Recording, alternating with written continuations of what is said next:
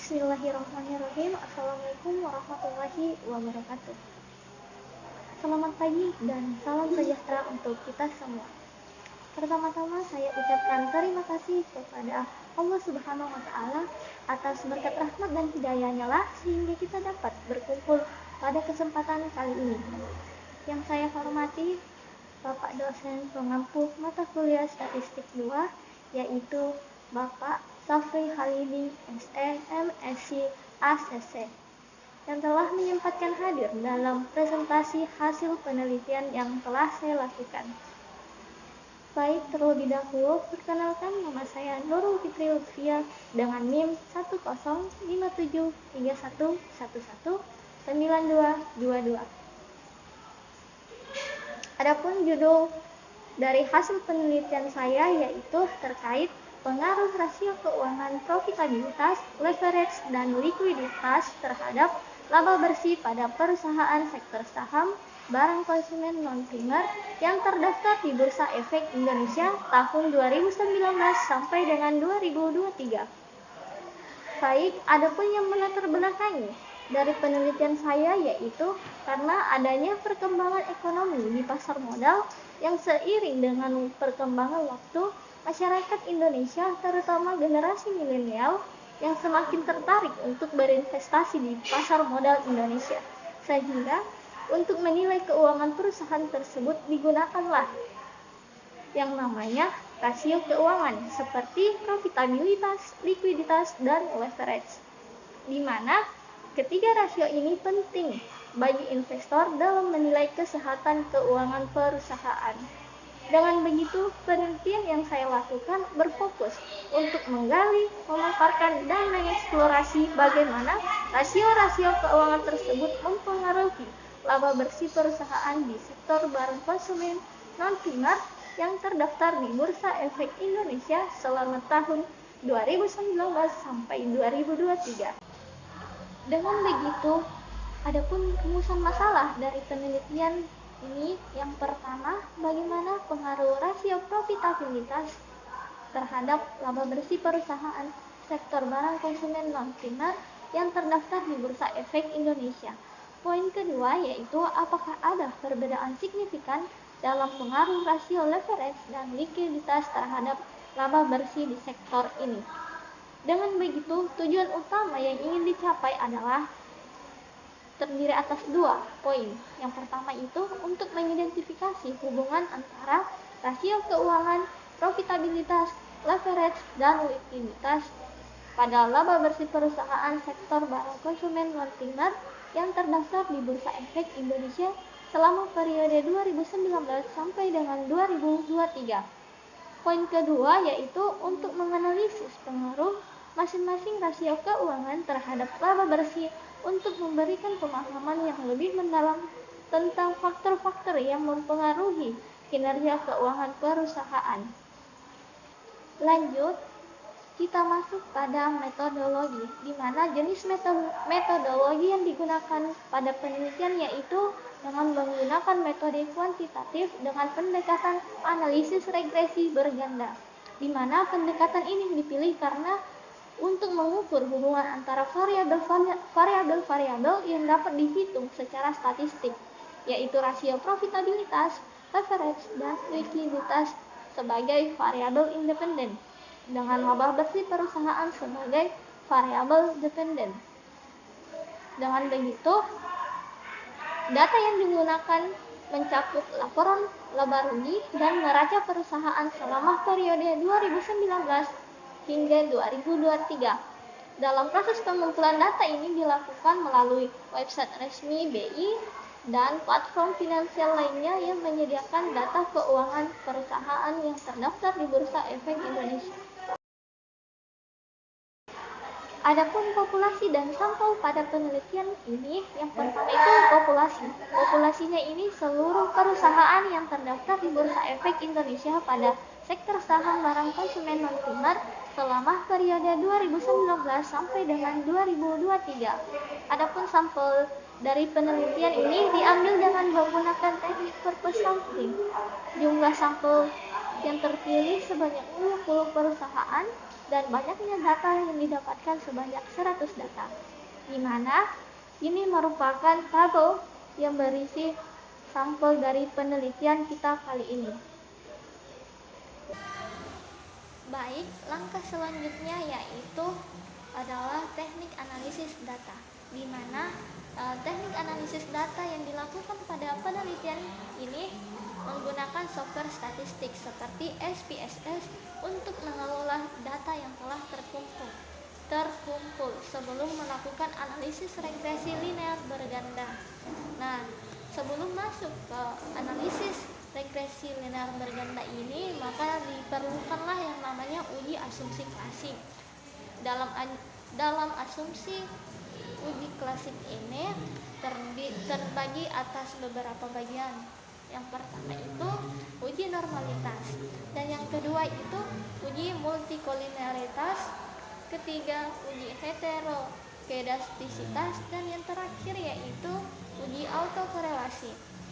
Nah, setelah uji asumsi klasiknya ini dilakukan, maka kita bisa beralih ke analisis regresi berganda. Nah, analisis regresi linear berganda ini dilakukan untuk mengetahui pengaruh rasio keuangan terhadap laba bersih. Sebelum kita beralih ke tahapan yang lebih jauh lagi, perlu kita ketahui perusahaan sektor barang konsumen itu seperti apa.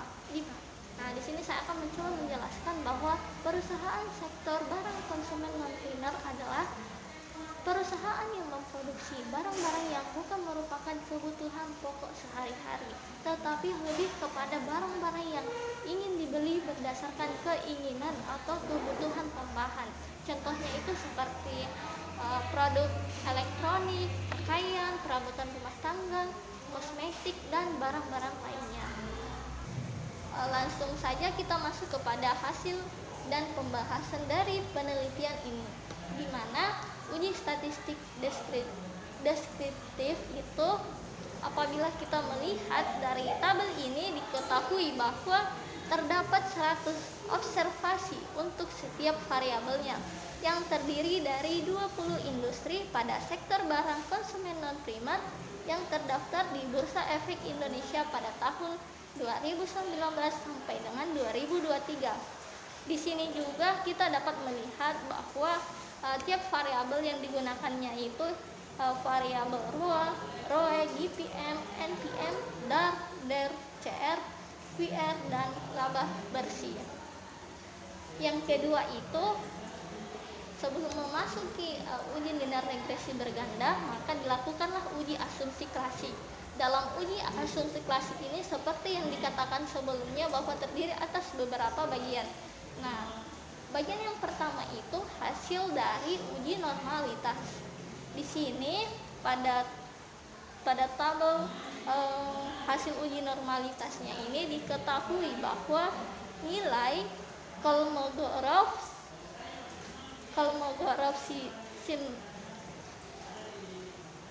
diketahui bahwa nilai Kolmogorov adalah sebesar 0,218 dan nilai signya itu sebesar kecil daripada 0,001 yang lebih kecil dari 0,05, yang berarti bahwa data terdistribusi tidak normal.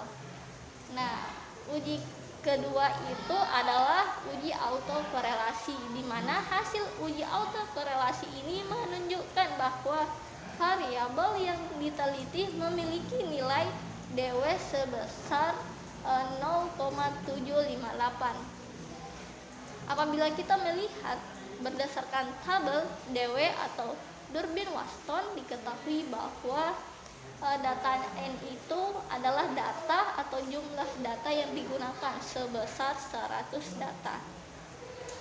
K-nya itu adalah jumlah variabel independennya seperti ROE, dan lain sebagainya. Nah, K-nya ini berjumlah 8. Maka pada tabel di atas diperoleh angka DL sebesar 1 dan DU-nya itu sebesar 1,8498.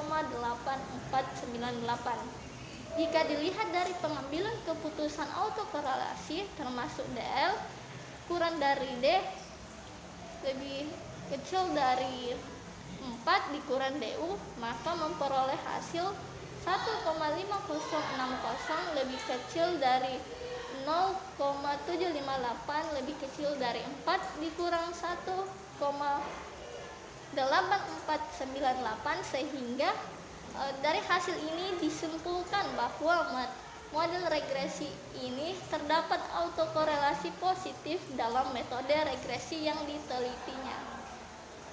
Selanjutnya kita masuk pada uji multikolinearitas, di mana berdasarkan hasil uji multikolinearitasnya itu menunjukkan bahwa nilai toleransinya itu terdiri dari variabel ρ, ρe, dan seterusnya, yang dimana variabel ρ, ρe ini lebih besar daripada 0,10 dan nilai variabel inflasi faktornya itu dalam penelitian ini kurang dari 10. Dengan demikian dapat disimpulkan bahwa regresi tersebut tidak terdapat gejala multikolinearitas antara variabel bebas dalam penelitian ini. Nah, yang terakhir itu hasil uji heterokedastisitasnya, di mana apabila kita melihat dari tabel ini menunjukkan bahwa titik-titik data ini menyebar secara acak, tidak diacak di atas dan di bawah angka 0 pada sumbu Y, tanpa membentuk pola-pola tertentu.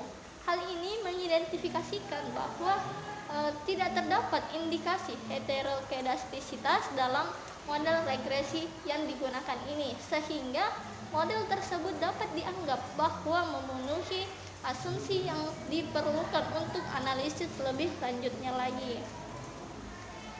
Nah, hasil dari uji T-nya itu kita lihat di sini bahwa ρ-nya itu tidak berpengaruh signifikan. Begitupun dengan ρ-nya tidak berpengaruh signifikan, dan bisa juga kita dilihat di sini ada beberapa yang tidak signifikan dari hasil uji T ini. Nah, hanya satu saja yang memiliki pengaruh signifikan terhadap laba bersih, yaitu NPM, sehingga yang lainnya itu tidak ada pengaruh signifikan terhadap laba bersihnya kecuali NPM-nya. Hanya itu yang memiliki pengaruh signifikan terhadap laba bersih. Kemudian hasil uji T-nya itu menunjukkan bahwa seperti yang dikatakan tadi, hanya NPM yang memiliki pengaruh signifikan terhadap laba bersih, sementara rasio keuangan lainnya seperti ROA, ROE, GPM, dan seterusnya tidak menunjukkan pengaruh yang signifikan terhadap laba bersih pada tingkat signifikansi 5%. Ini menunjukkan bahwa net profit margin atau kerap disingkat dengan NPM adalah faktor kunci yang mempengaruhi laba bersih perusahaan dalam model ini. Nah, setelah dilakukan uji T pada data kita, selanjutnya kita beralih kepada uji F. Dalam uji F ini terbagi atas beberapa pola. Yang pertama itu uji F simultan pada profitabilitas terhadap laba bersih.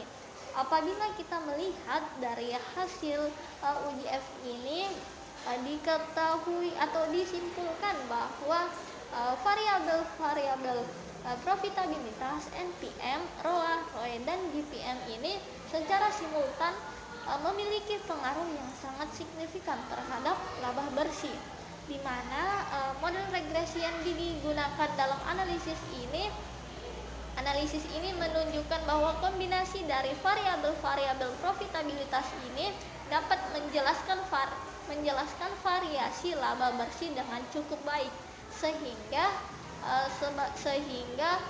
dibuktikan dengan nilai F-nya itu lebih tinggi dari nilai SIG-nya yang sangat kecil atau kurang dari 0,001. Selanjutnya kita masuk pada hasil uji F simultan leverage terhadap laba bersih. Apabila kita melihat dari tabel hasil ujinya ini, dapat disimpulkan bahwa simultan variabel leverage DAR dan DER ini tidak berpengaruh signifikan terhadap laba bersih, di mana tingkat signifikansinya itu hanya 0,145. Meskipun terdapat hubungan antara leverage dan laba bersih, pengaruhnya itu tidak cukup kuat untuk dianggap signifikan. Yang ketiga itu adalah uji F simultan likuiditas terhadap laba bersih. Di sini berdasarkan hasil uji F-nya itu disimpulkan bahwa secara simultan variabel-variabel likuiditas ini seperti ECR, QR tidak memiliki pengaruh signifikan terhadap laba bersih, di mana pada tingkat signifikansinya itu hanya 0,066. Meskipun model ini menunjukkan adanya hubungan antara variabel-variabel tersebut dan laba bersih, pengaruh ini tidak cukup kuat untuk dianggap signifikan. Dengan begitu disimpulkanlah penelitian ini. Maka dengan begitu berdasarkan hasil penelitian yang dilakukan pada perusahaan sektor barang konsumen non primer yang terdaftar di Bursa Efek Indonesia selama periode 2019 sampai dengan 2023, disimpulkanlah bahwa rasio keuangan yang diuji yaitu rasio profitabilitas, likuiditas, dan leverage ini secara keseluruhan memberikan gambaran tentang faktor-faktor yang mempengaruhi kinerja laba bersih perusahaan. Namun hanya net profit margin saja yang menunjukkan pengaruh signifikan terhadap laba bersih perusahaan sektor barang konsumen non primer yang terdaftar di Bursa Efek Indonesia selama periode 2019 sampai dengan 2023. Hal ini menunjukkan bahwa NPM merupakan faktor kunci yang mempengaruhi kinerja laba bersih perusahaan dalam sektor ini.